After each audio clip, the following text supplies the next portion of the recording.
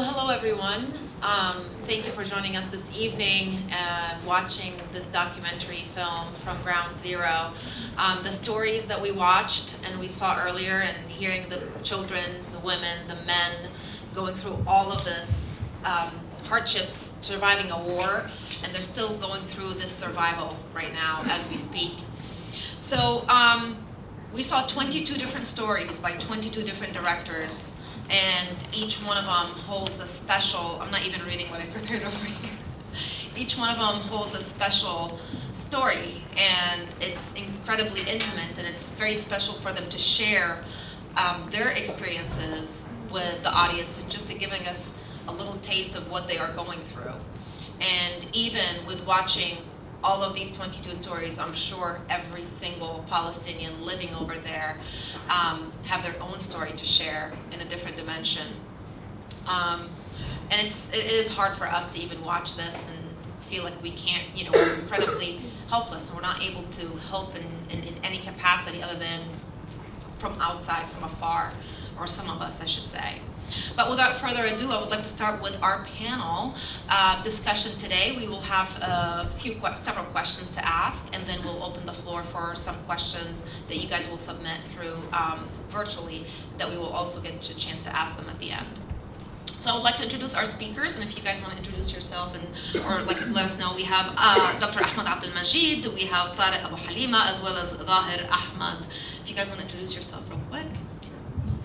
Good evening, everyone. Thank you for being here. Thank you to Cinema Center for hosting this screening, and many thanks to the Indiana Center for Middle East Peace, on whose board I sit, as well, for inviting me. I used to live in Fort Wayne, moved out about 4 years ago. I am the youngest of five. All five of us were the first generation from both sides of my family to be born outside of Palestine. My father was 8, my mother was 5 when the Nakba, or the original occupation of Palestine in 1948 happened. June 48, actually, in particular, is when our hometown of Yibna, Palestine, was ethnically cleansed. My parents, again at the age of 8 and 5, moved with their families to Gaza, and eventually settling in Rafah, near the Egyptian border, where they were raised, finished high school, went to Qatar, and that's where all my siblings and I were born and raised. Hello everyone, my name is Ahmad, or Ahmad. I'm an emergency medicine physician. I work in the south side of Chicago at a trauma center. I'm also an assistant clinical professor at the University of Illinois at Chicago. I'm the global health director for our hospital, and I'm a board member for the Palestinian American Medical Association. I've been working in Gaza since 2008 in a humanitarian response capacity, as well as a healthcare system capacity building. And I was recently there last year, and trying to go back next month. Hi everyone, my name is Tareq Abu Halima. I have been in the US for 2 years now. I left the Gaza Strip at the start of 2023, and I worked with Youth Vision Society, which is a community-based NGO in the Gaza Strip. After my graduation for 3 years after my bachelor's, and during the attacks of May 2021, I was head of the relief committee at this organization, and yes, this is the work I did with Youth Vision Society, and then I came to the US, and recently I graduated from Ohio, Bluffton. Thank you. Thank you, everyone. I forgot to introduce myself earlier. My name is Farah Combs, Farah Combs, and I teach at Purdue Fort Wayne, and I am a Palestinian, but was born and raised in Kuwait, similar to Dr. Ahmed Abdelmageed's story, but in Kuwait. So we will start with a discussion. I do have some questions based on your narratives of the 22 short films that we watched earlier. I'll start with you, Ahmad. How does the use of multiple filmmakers with personal experiences shape the storytelling in this movie from Ground Zero? So a lot of the work that I do around Palestine is humanizing the label and showing the depth of the human experience of who we label as Palestinian without really knowing much about them, about their history, about their culture, and everything else like that. And so the many different, the narratives that are shared and the different angles, the different perspectives, I think show the... Still can't hear me very well? Okay, all right. I'll use my teacher voice. There we go. So again, I think the many angles that the movies show and the perspectives that they share show the magnitude of humanity of the Palestinians, show the many different experiences that we all have lived through. And it shows actually the common thread. I was talking to Thaed earlier about people that just want to live their own lives, that teenager that just wanted to listen to music and dance. It's like my own daughter at home. It's like any child anywhere else. And so to me, it's the humanization of the label that we only hear one-sided or painted in one way or from a particular angle to serve whatever narrative it serves. I think the movie dispels a lot of that for me. I don't know if any of you would like to add more to that, or... I would want to add one brief thing that I really loved about this is, if you notice, there's no mention, or maybe I missed it, there's no mention of Israel at all in any of this. And to me, it just shows that we exist in our own sort of world. We have our own culture, our own history. There isn't, not every time you see a Palestinian or you hear the word Palestine, you don't have to associate it with Israeli-Palestinian conflict. I think that really kind of came center stage. So let me ask you this, Tahir. Was there a particular story that stood out for you from those 22 short stories that we watched? Yeah, I mean, there's a couple, and just based on my experience, I mean, there was the one part where people were sort of getting together to sing, and they had the instruments there, and it was really about kind of saying no to everything bad that was happening and trying to find hope. And it reminded me when I went to Gaza in 2021, and I was working at Shifa Hospital, and there was this moment that we had a day off. It was Friday, so it was half day. And we went to an area that was, I don't know what it's called. In Arabic, it's called a mahad. It's like, an institute where it was all of these artists getting together, and they wanted a space where they could be creative, and they wanted to, whether you were going to be a filmmaker or an artist or a singer or a poet, and it really just, I was just so moved by the fact that they were holding on to that and preserving that in spite of being displaced from their home, being deprived of the basic necessities of life. They still kind of held on to that, and that was their form of sort of resilience and fighting through it.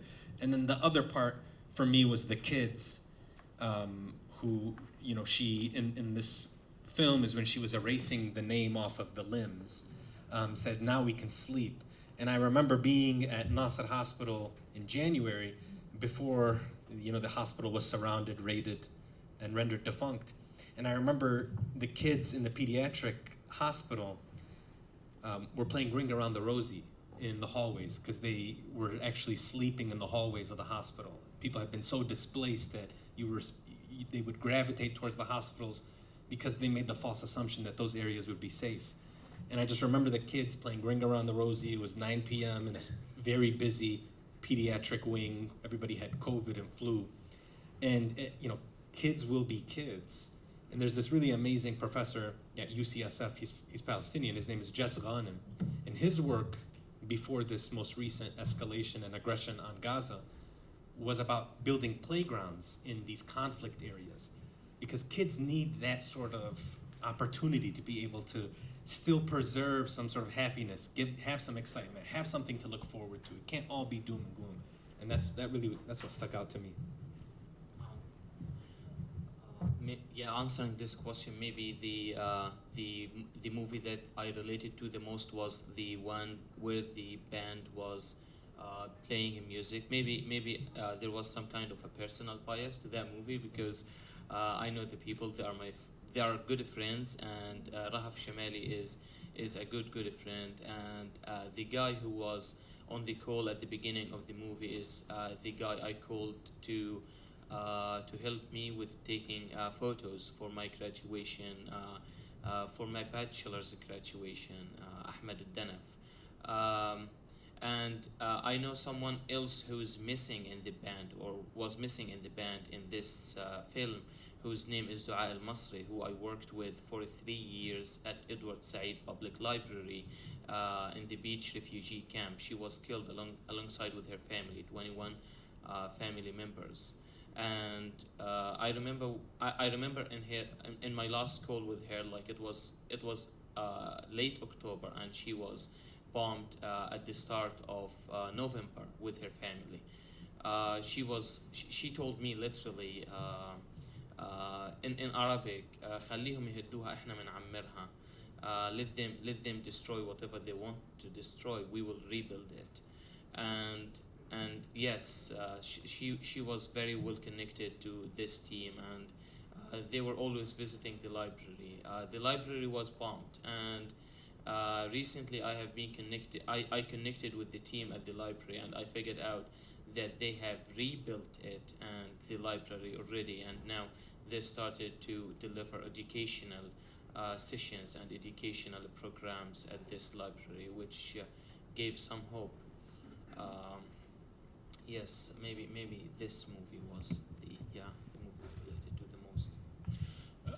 I'll add the one that stuck with me the most was the one called Charm, the little teenage girl, about 12-year-old, that ran away from hopscotch and was on the and the reason I think it stuck with me most is because having been born outside of Palestine and seeing the echoes of the culture in her memories as she's, reliving her dabke, she's reliving her dances and whatever. And to me, it struck me as it's an echo of my parents, an echo of my culture, of my past, that I was, the victim of, death and destruction is horrendous as it is, but the culture, the killing of culture, the intentional attempt at erasure of culture that comes from displacement, that comes from, the fact that I don't know a whole lot about my own history because of what we now know as the PTSD that my parents went through, and all of that. To me, that stuck with me the most. Thank you. I will add something. Go ahead. No, you go. I interrupted. Go ahead, please go ahead. Mentioning PTSD, I was talking to a psychologist or a therapist the other day, and I was discussing with him the term PTSD. I mean, I was telling him like what we went through in Gaza cannot be PTSD or simply PTSD. It should be something else. So we ended up calling it PGSD, post-Gaza traumatic disorder. So it kind of, we were talking about it. And I'd like to add the one story where I think it's called, I wrote them down just so I would remember. I just saw it. Anyway, it's the one where it said, it's like there's a farm that's filled with, it's a farm of people. It's like farm of the dead people. That's like how to describe where they are at right now, the scenery that they are living in. And I will say to the PTSD, I always thought, we had the Gulf War in Kuwait, right? But it's nothing that what the people are doing here and what they're going through is, it's so hard to even imagine. When you think like, oh, this 7-month war compared to years and years and years and years of war, and the degree. Yeah, and then after, I didn't continue. Like after we ended up calling it PTSD, I felt like it was unfair. Gaza is it's not all about the trauma. Gaza also is about happiness and about beauty and connection, and it's a hugely close-knit society that you'd love to live in. And I never left the Gaza Strip. I left the Gaza Strip a few times before coming to the US, and I always went back. I left to Sweden, went back to Britain, and went back. And I was planning when I finished my master's to go back, and now this is the situation. See, yeah. I can only imagine, Tareq, especially, it's hard for us to watch this and we don't know any of those people, and for you to actually know some of those families, it's a whole different level. So I'll ask you the next question, Tareq. So how do these personal stories help us understand the humanitarian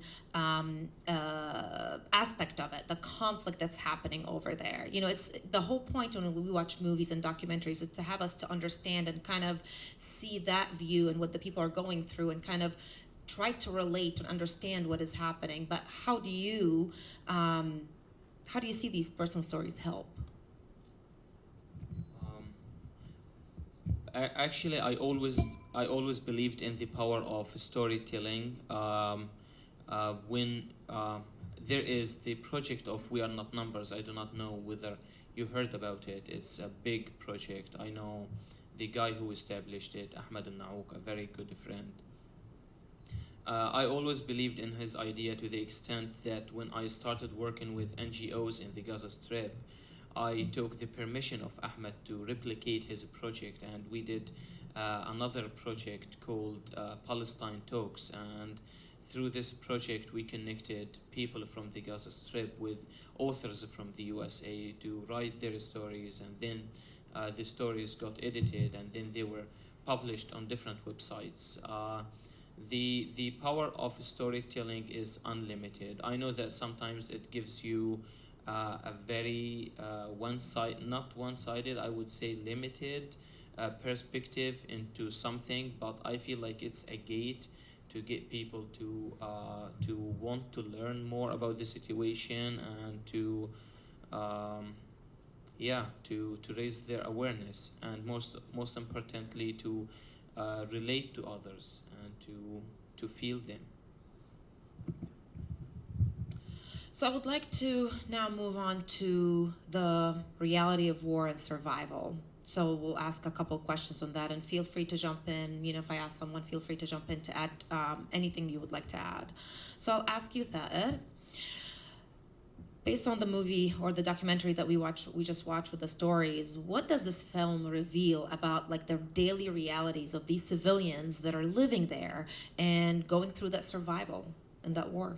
Yeah, I think that's a great question, because it forces us to critically think about everything that's not just fighter jets bombing, tanks shelling, drone strikes. There's quadcopters, what we talk about in Gaza, which are these small drones that are armed with rifles. It makes us think about, okay, how are people actually living on a day-to-day basis? And as somebody who's involved in humanitarian relief and emergency response, I know that just because right now there's a ceasefire and the fighter jets are not flying above head scrambling to bomb the next location, I know that there are still 18 hospitals that are out of commission. And so I know that there's this population here that's more than a half children that are not getting their childhood vaccines. I know that there are supposed to be 2,000 cases of cancer that are diagnosed in Gaza every year. That's usually what it is. And if you talk to the few oncologists that are left in Gaza, they'll say maybe they've diagnosed 10 or 15. And does that mean cancer is gone from Gaza? No, it means that there's people living in these tents who have no access to primary health care, to their doctors. We know that polio, which was eradicated for 26 years in Gaza, it's a highly vaccinated population, emerged. Why? Because you just saw what the conditions are like.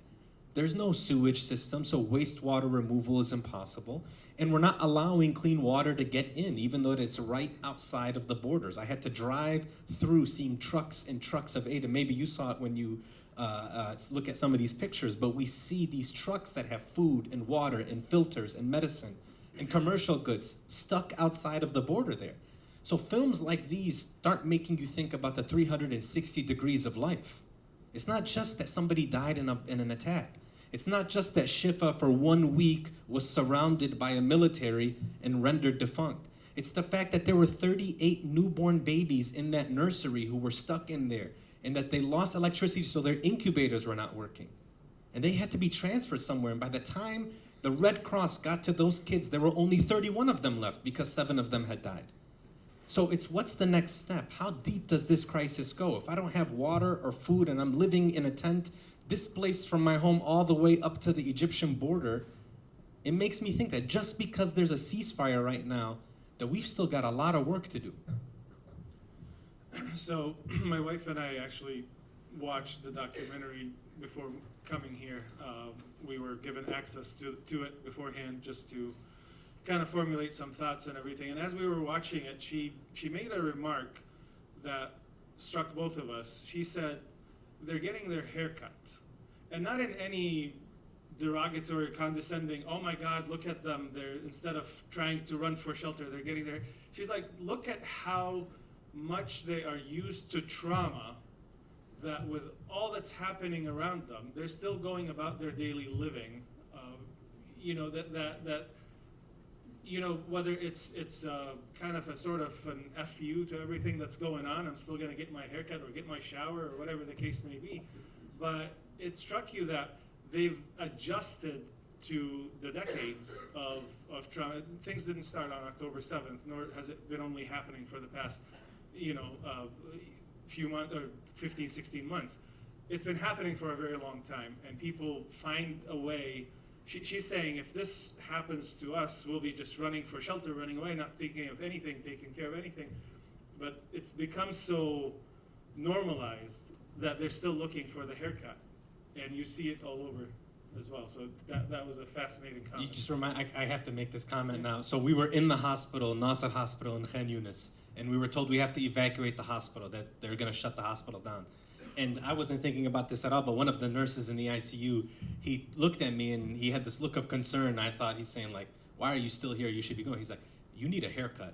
And so he gave me a haircut in the middle while there was an evacuation order. So to your point. So to go on to another question that does relate to the reality of war and Survivor as well. Based on the 22 films that we watched and the directors that shared, that really helped us try to understand some of what's happening over there, how do you think the directors, even the I don't want to say actors, the people that are in those documentaries, those short films, how did they convey the resilience, in your opinion? How did they convey the grief and the hope through all the storytellings that they showed? I think they did that very well because they were focused in their films to shed light on hope. I feel like in every piece of these short films I watched, I felt like there was some sense of hope or wanting for hope, and it was well conveyed. Yes. Yeah. I mean. These short films, like I was watching them and not taking them for granted at all. I was imagining how much exhausting it was from behind the scenes to get the materials and to get the people. And you saw that film, how recycling, how she was reusing the water multiple times to save herself. I'm assuming the line again to get water again. And I was thinking this way in terms of how these films were produced, how they were recharging the batteries to take the films, how they were taking transportations or calling each other or paying for things or stuff like this. So I was not taking it for granted at all, and also I was feeling the burden of people who were filmed when they were giving their testimonies. Like some of the films felt like some type of real life testimonies, and I felt like this was a person who is re-traumatizing themselves to tell us what happened to them. And this thing was apparent. There was something to that. To me, we used to always say growing up, you probably heard this, is like, existence is resistance. Yeah, Just existing and kind of preserving, who you are and sharing your story. One thing that I felt was so powerful is there's that one short clip of the young man whose fiance had been killed, and you can feel his heartbreak. And to me, it's, there's a resilience in that. He's heartbroken, but the memory that's there, he's not gonna just, no matter who suggests it, he's not just gonna walk away if you give him the best looking house in Egypt or in Jordan. He's not gonna just leave that memory and that love that he had. He's heartbroken, but that sorrow is connecting him there. Or the father who's going around, he said, okay, I'm gonna go see if I can get bread, I'm gonna go see if I can charge my phone, I'm gonna go see if I can get some water, and he was unsuccessful on all of those. But he's, the next day is going to come and he's gonna try again. And I just looked at those things, and to me there's something there. Resilience is not just, no matter what, I'm gonna smile. Resilience, I'm gonna keep pushing forward. And every one of those stories, you didn't really feel like anybody was going to give up. Even one of the most painful ones was the father who was injured in 2014, lost his memory, and then he started getting his memory back. Just kind of, he said something, and the translation I didn't agree with, but he was, him saying, wow, that the word Yaba, when his son called him father, he had not heard that before. He said, wow, that sounds really good, and I'm not used to it. Saying that, I want to get used to that. I'm not just going to kind of let that go or give up. So to me, that was very powerful. This is important because also this reminds me of my uncle. His daughter was bombed, and she was under the rubble till recently, and till now actually. And when he was ordered to evacuate to the southern part of the Gaza Strip, he refused to leave, and he stayed next to the rebels since October last year, 2023, till recently, till the ceasefire happened. And it was the same case with my mom when I lost my siblings. She was always there, and she didn't want to leave. And when she left, it was excruciating for her. I feel that politicians are kind of separated from what's happening on the ground and reality when they say that Gaza people want to go to Jordan or Egypt. Man, they are fighting to get back to the rubble, and they cannot leave the rubble and their loved ones for a bit. You want them to go to Jordan and Egypt. So this resilience and this connectedness to the land is unmatched, and you will find it nowhere else. Well, you heard the gentleman who was looking for his brother, and when he saw Abu Hatab, the guy with the woods, he said, "This is my house," pointing at the rebels, right? He said, "This is my house." So exactly what you're saying is that, our roots run deep in our land. Of course. And speaking of resilience and hope, there and the strength, in the one, I think it's called the 24 hours, where even with all of this, what's happening, the guy said, "Bas alhamdulillah." Well, still we thank God, So the next question I'll ask you, Ahmad, in what ways does the film challenge common perceptions or misconceptions about Gaza and its people?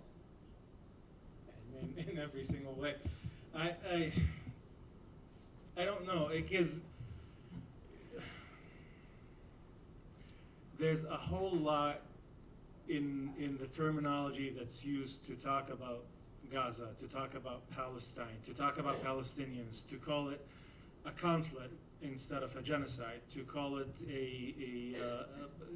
equated to two warring parties. Well, it's obviously one heavy-handed, Western-supported, American-backed occupation that is truly an apartheid, expansionist, colonialist system. And, it's built on the dreams, the hopes, the aspirations, the bodies, literally, of the people of that land. And so it dispels a lot of that nonsense that's being peddled in particular, American society, whether in the news media or the justifications that some politicians may have for what's going on. To me, it destroys all of that. And honestly, to me, what it does is that it puts each and every single one of us on notice. We can't say we didn't know. We can't say, you know, I never saw it. We can't say I couldn't stop it. I mean, it's heavy, and I'm sorry, but I'm gonna put each and every one of you, and myself included here, that we are all responsible, and we have a responsibility to dispel all the myths that we have. We have a responsibility to hold our elected officials accountable. We have a responsibility to ask, where is our dollar going, and what is our dollar supporting? Because I guarantee you, I can almost attest that none of you wants to support any of that's happening over there. Right? You know what's scary about this is recently I started to hear the narrative that what's happening in the Middle East is a holy war and is Jesus coming and it is something in the Bible, and man, there's nothing holy in killing, And that's Christian Zionism, and if you're not familiar with the term, please do look it up. yeah. I would say, can I just mention one thing that gets dispelled too, is that's clear in this film is there's also, we've heard this for decades, is there's always this notion that Palestinians are kind of these bloodthirsty, backwards community people. In fact, there's the famous saying by Golda Meir, you know, there will be peace when they love their children more than they hate us. And I think one thing that this does is it just shows that sort of dehumanization, it's this alternate reality. It's just totally false. You know, the fact that you'll see that in the beginning when she's going back to her home, I think it was in Khan Yunis, or I don't know, and even though her home had been damaged, it was still standing, and you can tell that there was this desire to finally have something called home. This didn't look like somebody that was just looking for more violence and wanting for more death. I think it really kind of starts pushing back on that notion that, you know, this society is so rich, the culture is so rich, the hospitality and generosity in Gaza is through the roof. It's like a quintessential Palestinian, like, you know, if you have nothing, you know, you want to offer it to your guest. And you know, I want to say one thing from even my own personal experience that brought me back when I was watching this is we were at a time when food was totally cut off from the Gaza Strip over these last 15 months, especially in the beginning. Everybody was hungry. Everybody was hungry. Everybody had lost weight 2, 3, 4 months into this. And I remember being in the hospital, sitting in my call room, getting a knock on the door, and it was the medical staff saying, we insist you have to come and eat with us. And they made me sit down, and we had cans of beans, because that was what was being delivered. You know, beans are very nutritious, actually. And I hate beans, but it was a can of beans, it was a little bit of bread, and 20-some people who had pooled together all of the resources that they had, and they made me sit down, and I would try to get up, and they would push me down on my shoulder and say, no, you have to eat until you're full. It's our duty to host you. And to me, this is not a unique scenario. It's emblematic of the culture that's there. It's people who love hosting people, love laughing. You saw the comedian trying to perform. You know, it's not this image that you're going to see if you're going to only watch mainstream media here. I mean, not people drooling when they see dead bodies. These are people who love incredibly hard, love very, very hard, and love each other. And, you know, to me, you even talk about tight-knit community. I mean, that's the real deal.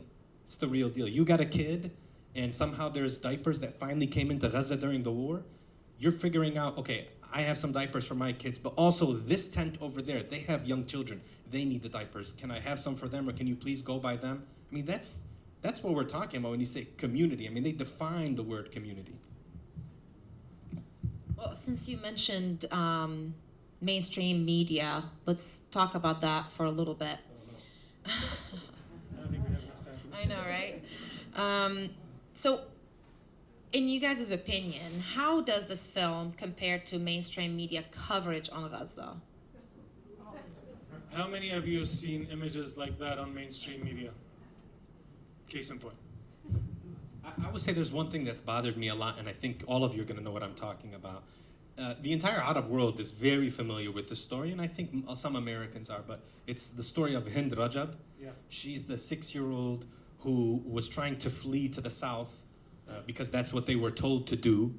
And She was in a car with her uncle, aunt, and 4 cousins, and her family was in another car, and they were heading to the south.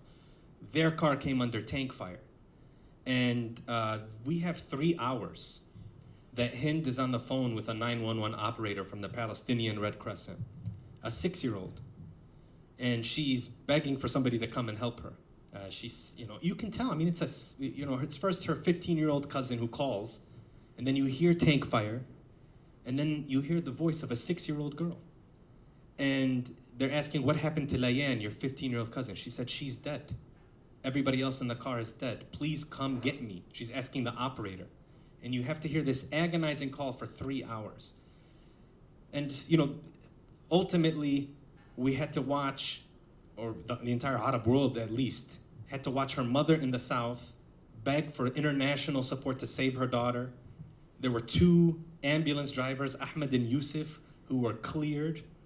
In war, there's something called deconfliction, where you give your coordinates and you get the green light from the military. So they got the green light from the Israeli military to go and rescue Hind.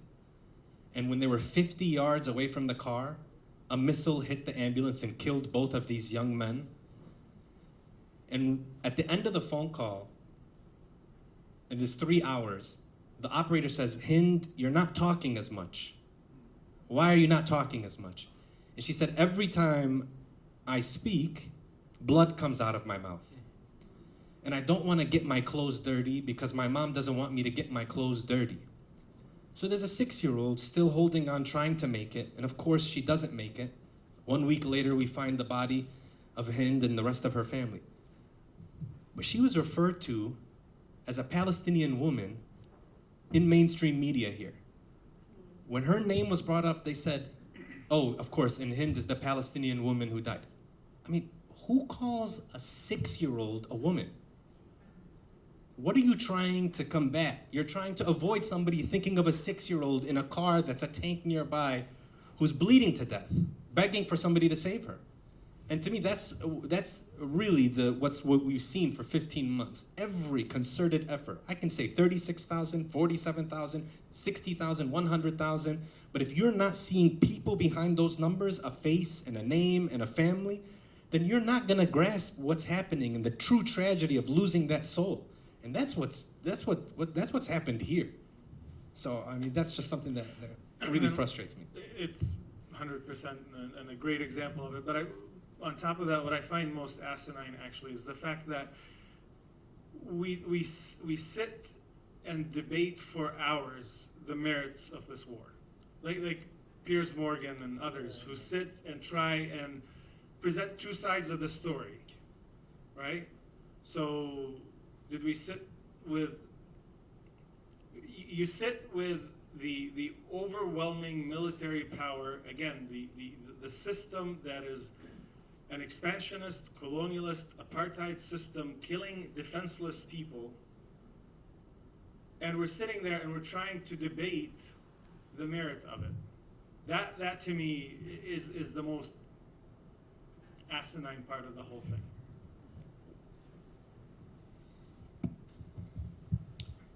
So, to kind of continue in this topic, it's honestly, it's it is hard to hear about Hind, because when that happened, it was obviously all over the Arab news, but then, like you said, she was referred to as a woman. But I hope you can Google Hind, Hind, and kind of, you can hear those phone calls as well, or the phone call. So to ask you another question, and within the mainstream media topic as well, and media in general, what role do independent filmmakers and citizen journalists play in shaping global awareness of the conflict? And not just in Palestine, all over. So I've been living in the Western world for the past 30 years. When I came here after high school in '96, the conversation around Palestine was in an echo chamber with other Palestinians or with other Arabs or other Muslims. And the public discourse was completely one-sided. What the independent media and citizen journalism, what it has done, it has shifted public discourse. Never have I ever, in my wildest dreams when I came to this country, would I have imagined myself sitting with people like you. And excuse me when I say people like you, meaning that you're not predominantly Arab, not predominantly Muslim crowd. And you're here interested, you're here learning, you're here engaging, and never in my wildest dream would I have imagined that when I came here as an 18-year-old engaged and involved in these kinds of conversations. So what it has done is that it showed reality on the ground. It opened people's minds to the media narrative that is one-sided, that is almost dictated in a lot of ways. These are the points that we discuss on mainstream media. It shows that there's no really any balance in reporting for the most part with all the. So it challenged that structure that puts us on the receiving end and feeds us whatever it is that we were fed, and it opened the majority of people's eyes to what we're not being told. That to me is the most impactful thing that this kind of representation, movies, citizen reporting has done. For the case of Palestine and others, we hear in Sudan, we hear about the Rohingya, we hear about the concentration camps in China, and all these things. We've learned more about the reality on the ground from citizens using social media.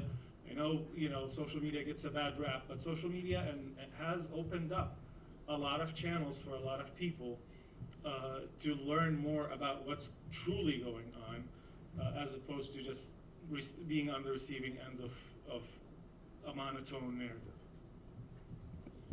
And in the time that I've been in America since I was in college, and the years that I've been here, I can't count how many times people have never heard of Palestine or thought I was saying Pakistan. And until all of this basically started, and all of a sudden, Palestine now, everybody have heard of Palestine, or majority of the people at least, I should say, in a very sad way. But and I guess it should be just to say, especially the independent journalists, it cost them, many of them, their lives. We know that, right? I mean, over 200 have been killed trying to get the story out, trying to get people to see things, what's happening on the ground, the reality there. So, I mean, absolute heroes to be able to do that. And, I'm going to steal Tareq's word, but he mentioned like the burden that they carried in order to get the message out. It's incredible to think about what the lengths that they went to deliver the story. And this is even before October 7th, like Shireen Abu Akleh, and there's all of the other journalists as well. So not just started on October 7th and afterwards. Yeah, and I wanted to follow up on your comment about the mainstream media. You feel like there is a point in time where they just focus on one thing, like during the attacks, what was happening, that they were focusing on calling it a genocide or not, and it's not a genocide. Hamas is fighting and whatever. Now the ceasefire happened, and everyone is into the Gaza Strip and is seeing what's happening. You feel that this debate is over. And recently, I saw a video of one of the former defense ministers of Israel, and it went viral everywhere. And he was debating like this with someone on an Israeli-based channel, and he was opposing to the policies of Netanyahu in the Gaza Strip, and he was saying to the guy with him that what's happening in the Gaza Strip is right now is ethnic cleansing, and he was affirming with him like, is it ethnic cleansing? And he was saying like, what do you think it is? I mean, you didn't see the clips coming out from the Gaza Strip, and you feel all of a sudden after this and after the ceasefire and what's happening there is like no one right now talks about whether it's a genocide. Now they are talking about literally depopulating the Gaza Strip to Jordan and Egypt. Like it's kind of, you feel it's nonsense how they handle things, Yeah. But they can come back after 5 years, right? Yeah. So, movies or films like From Ground Zero, how do you think it influences the public opinion, or how does it influence, policy decisions? I mean, what I would say is it allows it to filter into mainstream conversations and discussions. I grew up being told, Palestine is taboo. You don't really want to kind of touch it. It's too controversial.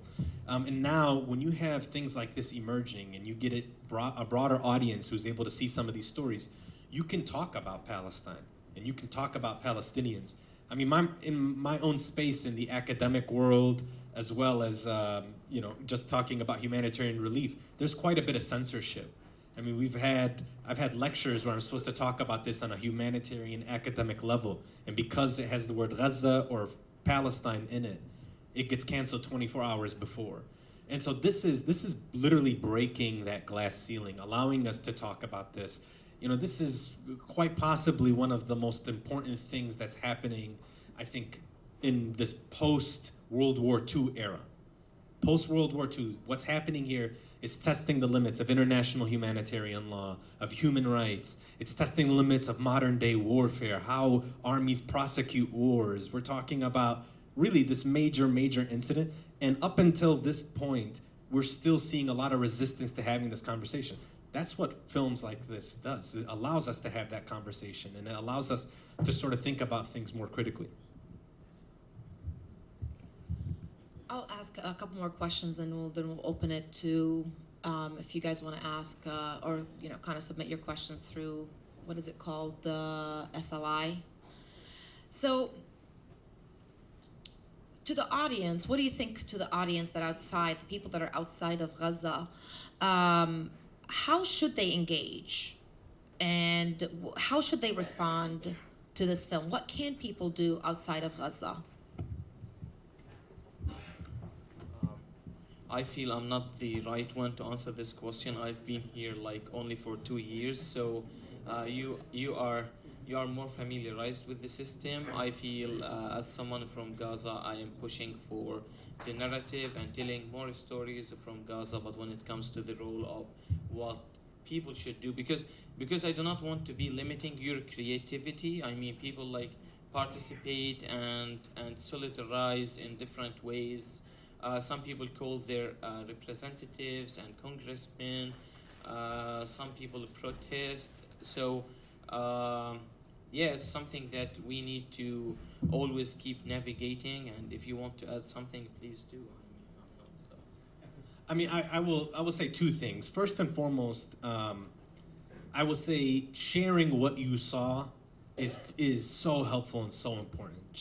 This is the way that we develop a grassroots movement. This is how we start pushing back against the forced narrative and the forced dehumanization. Just sharing one of these stories with somebody who wasn't exposed to it or wasn't hearing about it, I think that makes all the difference in the world. And I do think that if it moved you and it truly, you felt like what's happening is wrong, the next step is to call, for example, our local elected officials. They should know your name. They should know what you're about. They should know that you don't want to support what's happening there. And you can even say, I saw this documentary called From Ground Zero, 22 different filmmakers, and you'd be surprised if you watched it too. And then the other thing is, I will share what the people in Gaza told me when I was there. They found out I was an American. I mean, I'm Palestinian, but the way I dressed, they knew right away. I'm walking in the street like, oh, you're from America, come over here real quick. And they said, tell the people about us. They were not asking for revenge. They were not asking to be smuggled out of Gaza. They were literally saying, tell them about us. Tell them about what you saw. Share that with us, because they know that this is where a lot of the decisions are made. And that if it wasn't for the United States greenlighting what's happening over there, it would never have happened.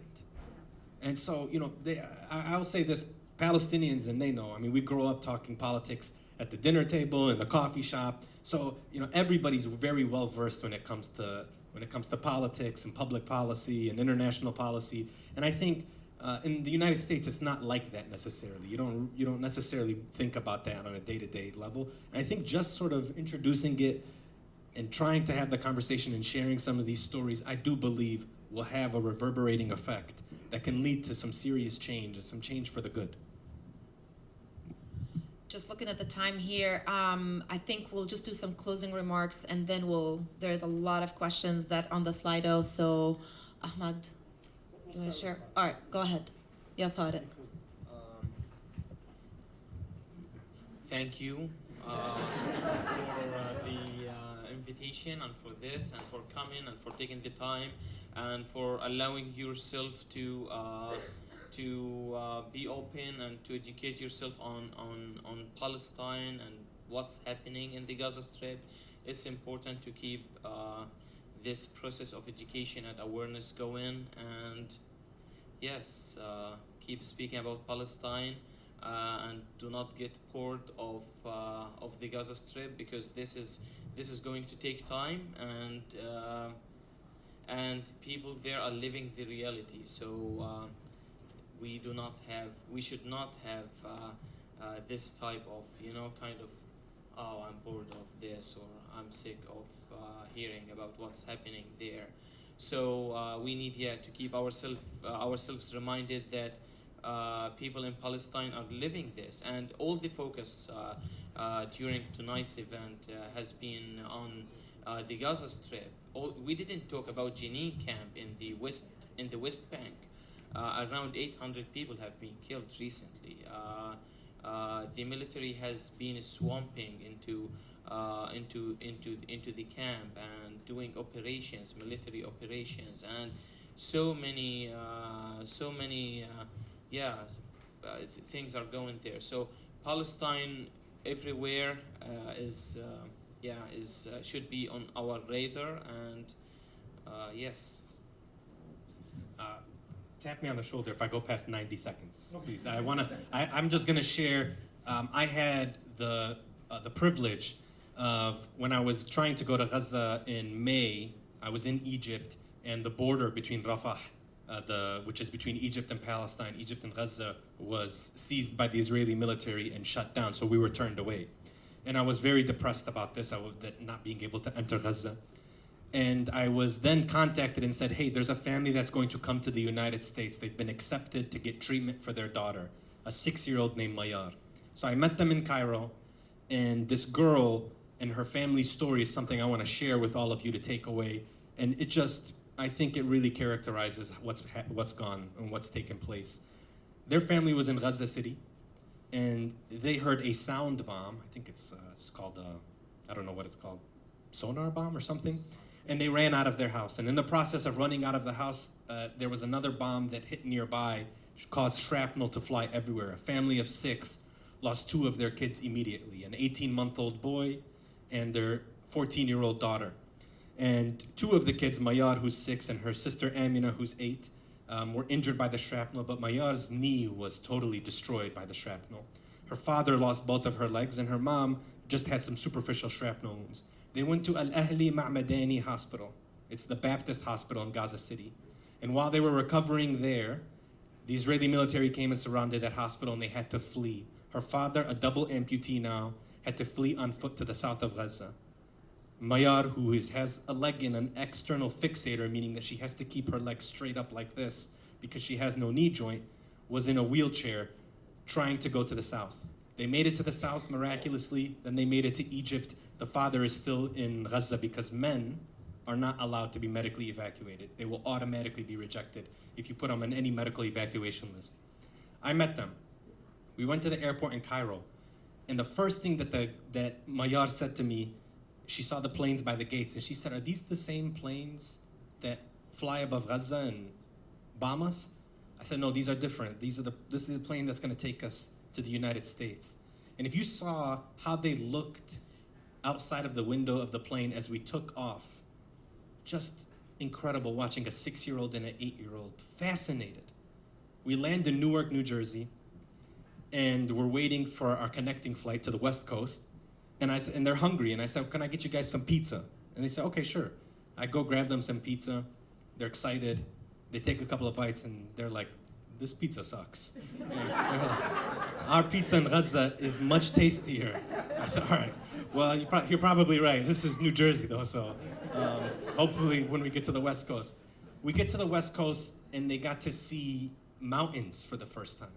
Because Gaza is not really hilly, it's all coastal, flat plains. We have hills and stuff in the West Bank and in Jerusalem, but not in Gaza. And they were amazed. They had no idea. Like, that's thalij, that's snow? I said, yeah. We land, and we went our separate ways. I was able to get them to the hospital. And I called back, and they got a 1-year visa from the United States that would automatically be renewed at the end of it.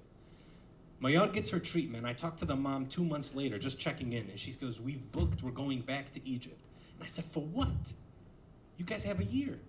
You have support here. You have an NGO that's saying they'll help you get in schooling. Why would you go back? Why would you go back to Egypt? And she said, well, once the border opens, we're going back to Gaza. She said, she's like, my kids need their father, and my other 2 kids who we lost, I want to visit their graves. I want to pray for them. I want them to feel the company of their mother. I mean, these people are not looking to escape Gaza and to resettle somewhere else and steal our resources. They want to live in peace in their homeland. And they're back in Egypt now, waiting. I apologize if I'm going to make it longer, but when you mentioned Al-Ma'madani Hospital, I wanted to comment on this. Al-Ma'madani Hospital is the only Christian hospital in the Gaza Strip.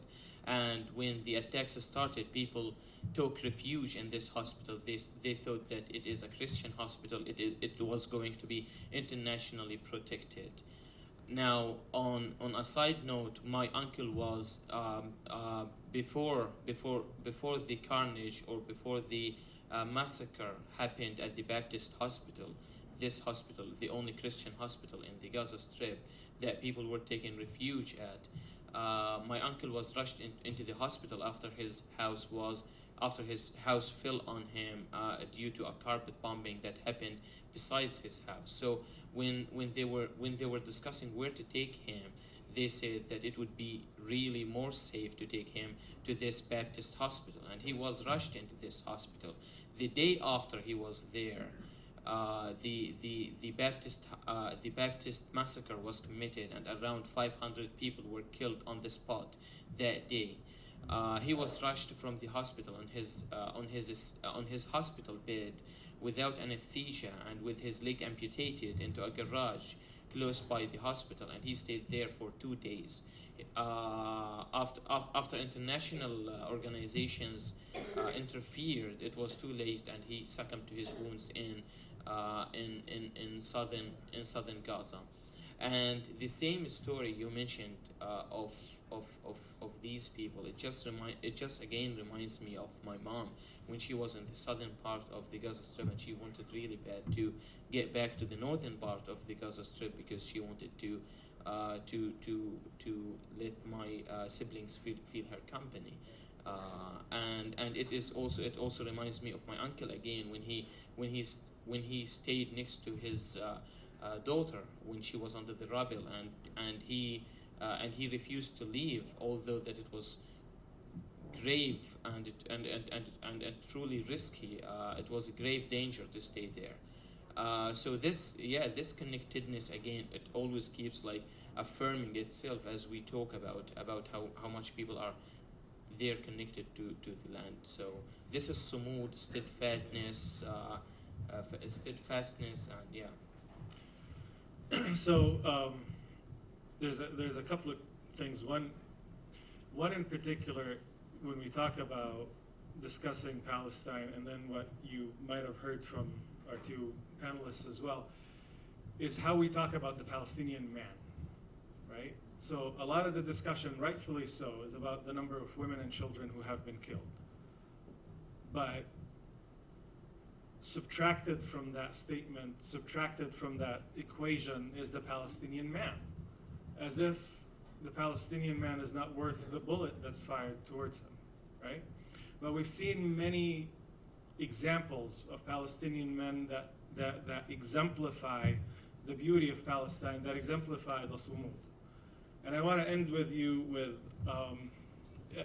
I'm sure many of you have heard of Khalid Nabhan. He's the older gentleman, the grandpa with the longer beard, whose granddaughter died in his hands, right? Was killed in his hands.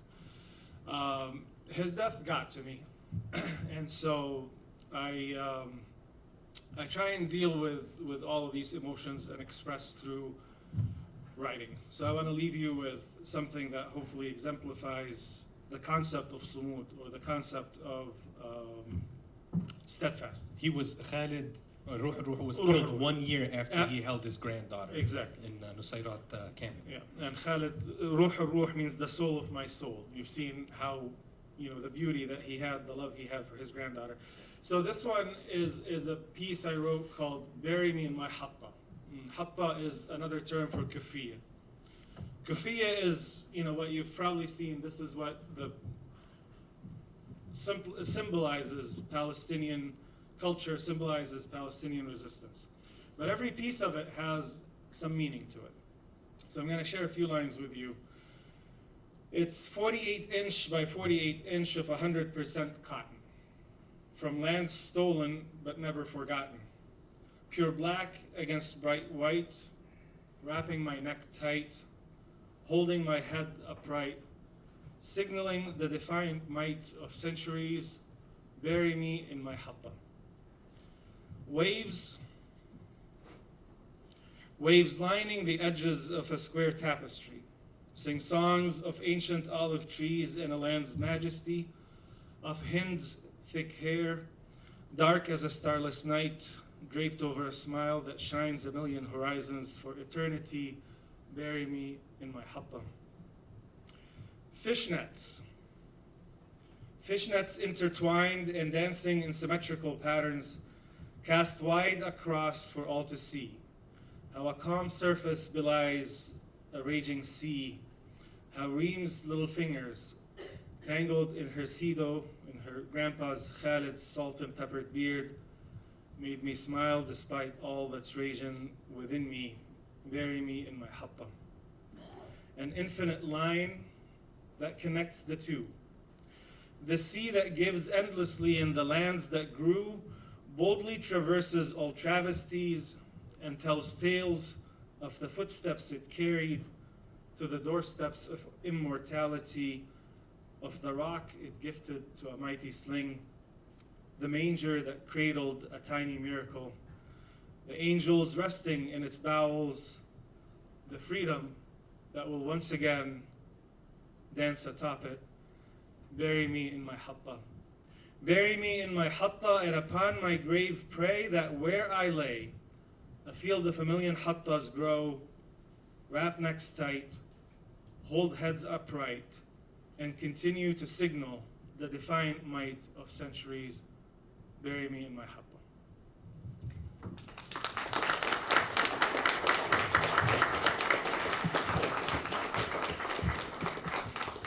Well, thank you to our panelists. This was a great insight and a great way to kind of end after watching this documentary, or the short stories that we watched. And thank you for all of you. Thank you, Art, for putting this together. We needed something like this that kind of puts Palestine and kind of bring awareness to what is happening in that part of the world other than what is shown on the media right now. I would like to, those of you who would like to stay, I know there was a lot of questions that were sent, and I know it's late, so we're gonna be here. If you would like to ask some questions, feel free to, again, use that QR code to send your questions. One of the questions, give me.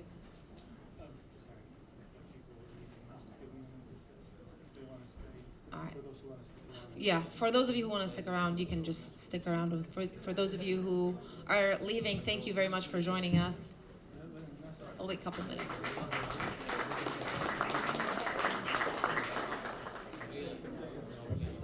All right, we'll just go ahead and get started with some of our questions here that were submitted.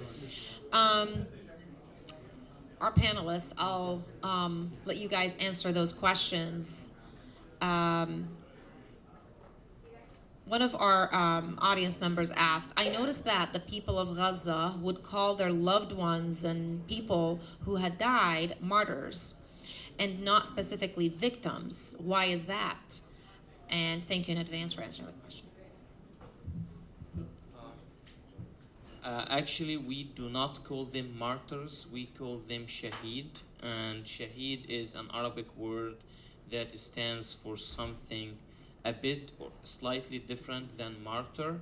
Martyr is the closest English translation in meaning, but it's not the precisely accurate English translation of it. But there is no words in English that can really in a sufficient way translate the word shaheed.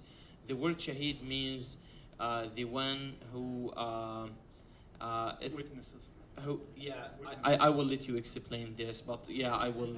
I took this part. Okay, please do. No, so in a broader theological sense, yes, you can think of it as martyr, but shaheed comes from the word for bearing witness. So this person before God would bear witness to the injustice that was done to him or her. And also martyr has a meaning in English, that someone who would die for their political belief, which is totally completely different than shaheed in Arabic. Shaheed cannot die for this mundane materialistic political belief. It's someone who witnesses again before God the injustices that they saw in life. And I would probably just add from, and I don't want to get too deep into religion because it's not my area of expertise, but there is a notion too that shaheed is selected or chosen, and it also this idea that life does not just stop at that moment where somebody's killed, that their soul obviously moves to a better place, and a shaheed has their ranking, I don't know what to say, but their soul kind of still exists, but in a very honorable sort of station, and so it's a very helpful way to think about it. Yeah, and this is important because it also gives some condolences. It consoles the people who lose their loved ones, that they have this belief that their loved ones are not like it's not over. They are in a different life, and this helps with restoring hope and with their resilience. And there's a concept of heavenly reunification, so reunifying with your family member in the afterlife.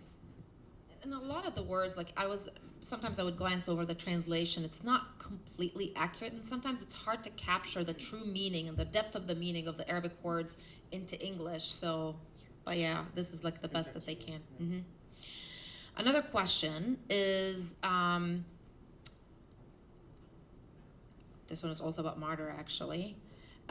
Are there Christian Palestinians? That's a good question, actually, because that's a lot of people think Arabs are only Muslims, and yes. Are there Christian Palestinians? I know there are pockets of Christianity in Arab countries, but I'm unclear if there are any in Palestine. So actually, that's a point that I wanted to mention, but then because of time, I didn't. When we talk about, so obviously Bethlehem and where Jesus was born, and the birth of Christianity was in Palestine.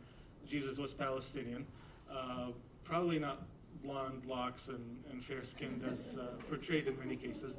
But aside from that, when we talk about Gaza, one of the things that is not often talked about but mentioned by Tareq is the Christian minority. Minority from the sense of numbers. They're small in numbers, right? Smaller, but there is a sizable Christian population of Gaza.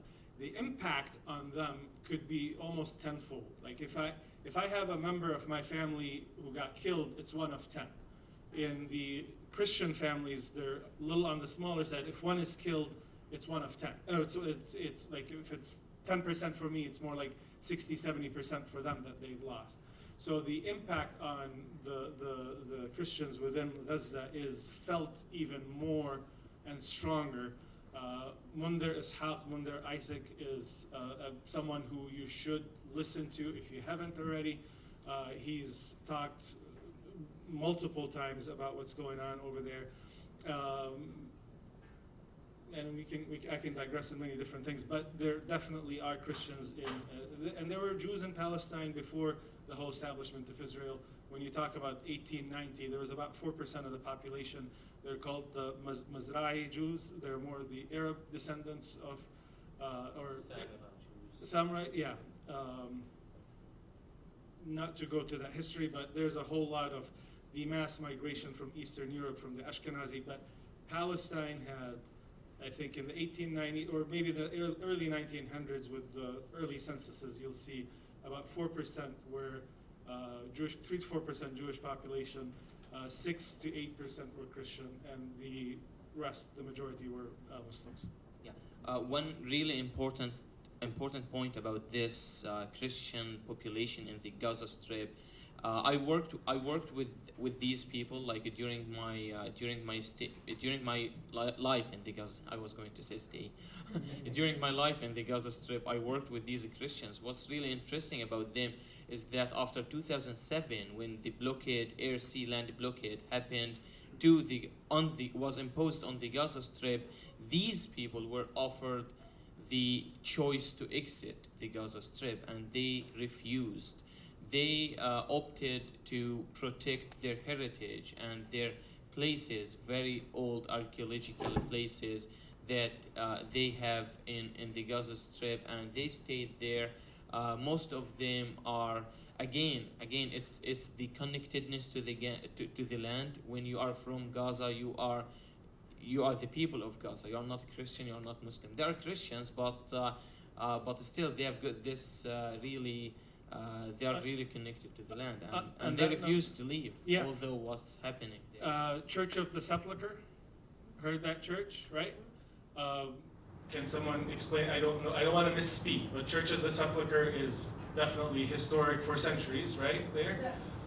Very prominent in Christian theology and tradition. And by the way, the holders of the key of the church are Muslim family. It's been in generations with the Muslim families, because the Christians, long time ago, they said, okay, we're going to fight over this, so we're going to keep it with the Muslims because they're a neutral party. And to this day, so the attachment, to the land, we've been there for centuries, right? And it is not Christian, Muslim, whatever. We're Palestinians. Yeah, and the close relationships between these two peoples I'm not going to say peoples, but these two religions, I'm going to say, between these two religions in this land is really fascinating. I remember that when in 2021, the guy who was kind of the archbishop or something, I do not know what's the right term of it, but I know his name is Manuel Msallam. So we call him Uncle Manuel Msallam. They call him father or something. So we call him Uncle Manuel Msallam. He when a mosque was bombed and it was close by his church, he called for a prayer from the church, and he said that if a mosque get bombed, you are welcome to call for your prayers from our church. And this was really. And I would just add that there's an incredible diversity when it comes to Palestinians. So there are different sects of Christianity. In Ramallah, there's a Quaker school. It's actually probably the best school in Ramallah. It's a high school. And we know about Bethlehem, and we know that there are these the ancient Christians in Gaza. But there's also black Palestinians. The Palestinians from Jericho are very different than the Jerusalem Palestinians. There are Palestinians who are farmers, city folk. I mean, the diversity is really, it's incredible, and it is also fascinating. And I probably continued the question. I probably should have continued and mentioned that the person is asking because Christians seem to justify this war based on biblical stories. I think she means like the Christians she is around, not all of Christians. And I have been around. I have a couple of neighbors are that way, and I really don't have an answer to it. Why? I don't know. Another question is, okay. Yeah. Oh, go ahead. I was going to say that not all Christians are like this. I mean, really one of the, yeah, I mean, I've been familiarized with really good advocates that are Christians and are Jews. I mean, one of the really good books about Palestine, The Ethnic Cleansing of Palestine, wrote by Ilan Pepe. He's Jew, so not all Jews also are supporting of the idea of ethnically cleansing the Gaza Strip. And also, yeah, I mean, there's Beyond the Two-State Solution, a very interesting book by a Christian guy. There's a whole organization led by Christians. It's called Menopen, Mennonite Palestine Israel Network, and it's the organization that invited me to the U.S. There is, I cannot name them, like, so I wanted to. Another question. Do you think, is that okay? This one. Okay. All right. There are just certain things that you don't want to entertain because There's never. it's futile. I feel More curious to know. So when we talk about mainstream media and the stories they tell, sadly, we might have to put the blame on ourselves. Do we turn the channel on good stories, or do we watch the war bombing stories? The stories are based on what we watch. I mean, I want to give an example of what we can do and have our voice told. I've written 5 op-eds since I've come back, and all 5 have had an overwhelming response of people attacking me for writing the op-eds. One was called The Public Health Crisis in Gaza. The second one was about the children of Gaza. The third was about the healthcare workers who I wanted to honor who had fallen. The fourth was about the election and policy. Every single one of them, overwhelming negative response from readers, and the editors were feeling the pressure on them. And in fact, I participated in a story that was published by the New York Times. It was 65 doctors and nurses saw in Gaza. And we talked about how there was an overwhelming amount of children who had been shot in the head. The New York Times had incredible backlash, so much so that they vetted that story for weeks and months. We were trying to push this story out. We had images, we had CT scans, and even with all of that preparation, they got slammed. And I think the opposite should be true for people who want the truth to get out. When you see something good being written in the newspaper or something on local TV or national television, sort of reaching out and saying, that was an important story, we need to see more like it, or that was incredibly biased, more like we need to make sure that we are being more cognizant of what we're saying and how we're referring to things. Being on the other side of it, I see how that impacted editors and producers, and I know that it has an opportunity for us to have a say in what happens and what's being shown on television. Another question is, what media outlets should we be following to see more factual stories? Al Jazeera or what else? I mean, Al Jazeera is, I think, excellent, but it's about knowing where their funding comes from, who's sponsoring it. Al Jazeera is funded by the Qatari government. So as long as you understand what sort of influences or conflicts exist, I think you're better off kind of analyzing and interpreting it. I love Amy Goodman and Democracy Now! I think they're incredible. Jeremy Scahill and Ryan Grimm are fantastic journalists. They just started Drop Site News. Also, I actually read Haaretz a lot, which is an Israeli newspaper. You do need a subscription for that. And no, I won't share my password with you. But they do a really amazing job. I think there's still resources out there.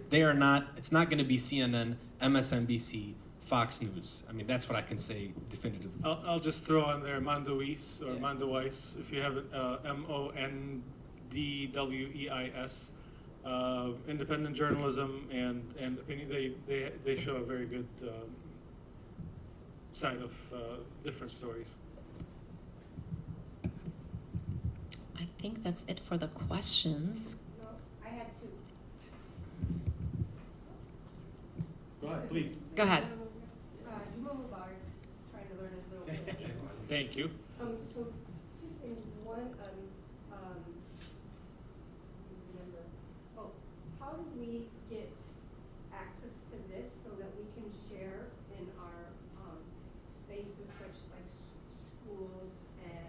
Oh, I did see that one, sorry. And that would also be accompanied by maybe discussion, questions, things like that, so that it's not just something shown to a bunch of. So if you talk to Cambry, who's the program director here, because this is copyrighted material and you have to, so he has the contact of the, I think, watermelon production, because I had the same question, I'm trying to bring this to Connecticut. So I think he can put you in touch with those folks. There's obviously an honorarium and a certain percentage of money they need to make to support this. So I would say start with Cambry or Art, and they will help you with that. And then the other one, I am interested in the music that we heard, but I couldn't catch everything. You know, like what with what, and then reading The credits. the credits. I don't know which is which, and how do we? I wonder if the website itself may have the short films with the credits listed. So that would be our best bet. I would add to that the recording of your conversation and your dialogue after the movie will be on the College Access channel and will be made available to Indiana Center for our YouTube channel. So give us a few weeks and it should be out there. So I think I saw a hand in the back, but just mentioning the Indiana Center for Middle East Peace, is everybody familiar with the organization? Okay, and if you're not, Terry is on the board, and Dr. Michael Spath, he just left, and Ahmad, I think I see him somewhere here. They're an incredible resource in our town, and Sam Jarjour is here as well. They're an incredible resource about Palestine in particular, local resource, bring in a lot of great speakers. They're partners within this program, so please do look them up. Their YouTube channel and other events that they have are very informative. In the back. Helping out with her first question, I Googled, it's on Netflix, Disney Plus, Amazon Prime, and website justwatch.com. Great, thank you. So I think everybody heard that. Out that you possibly could watch it at home and then have your own discussions. with Great everybody. suggestion. Thank you. Thank you.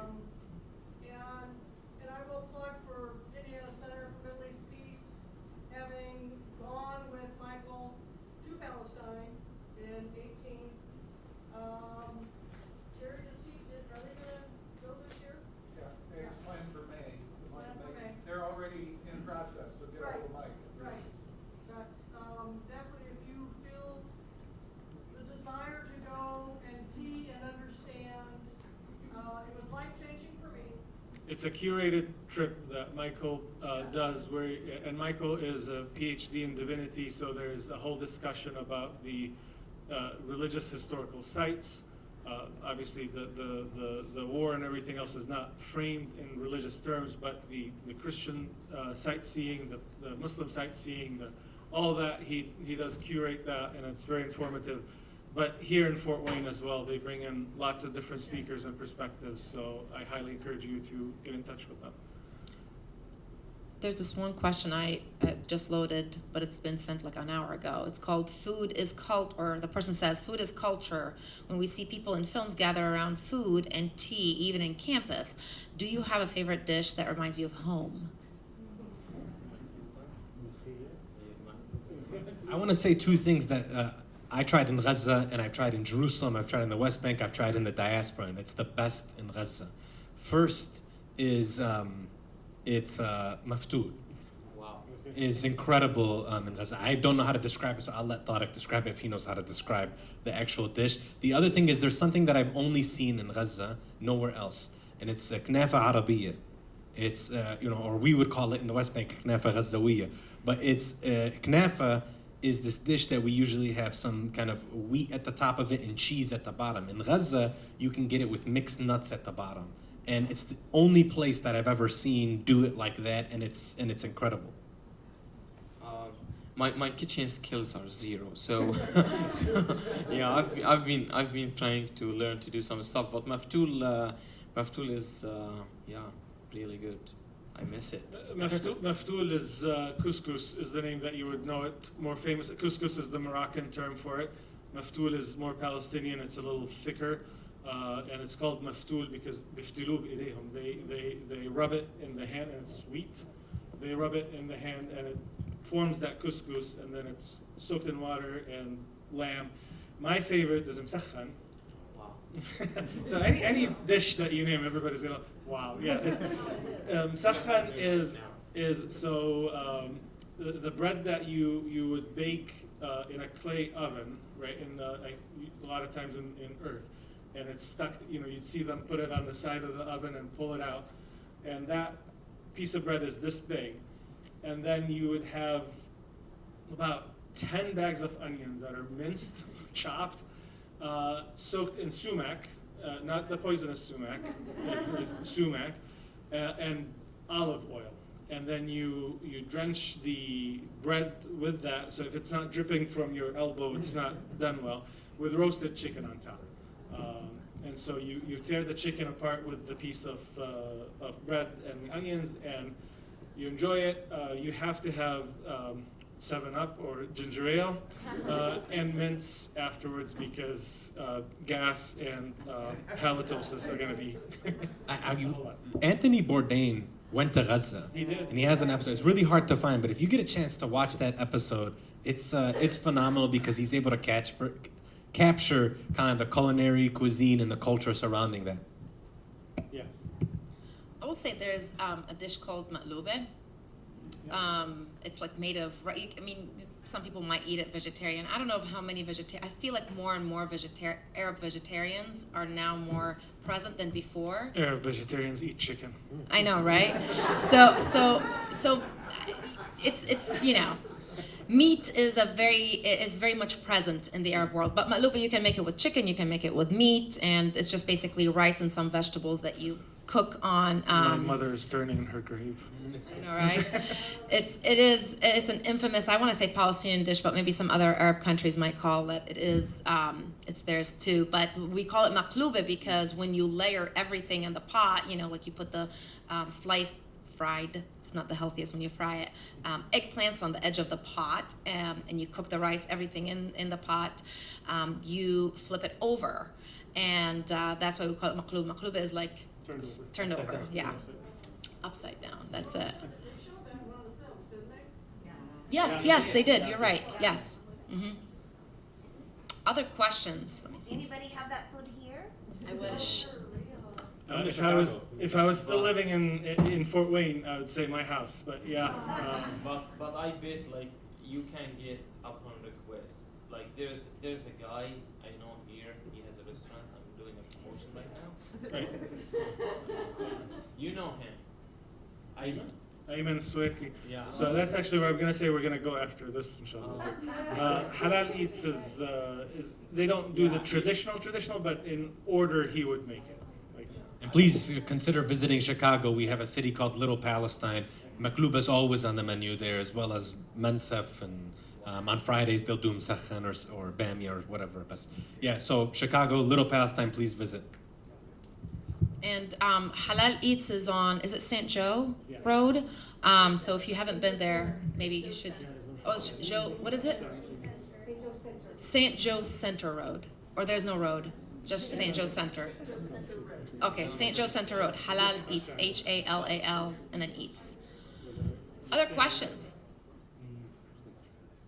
All right, well, thank you very much for joining us.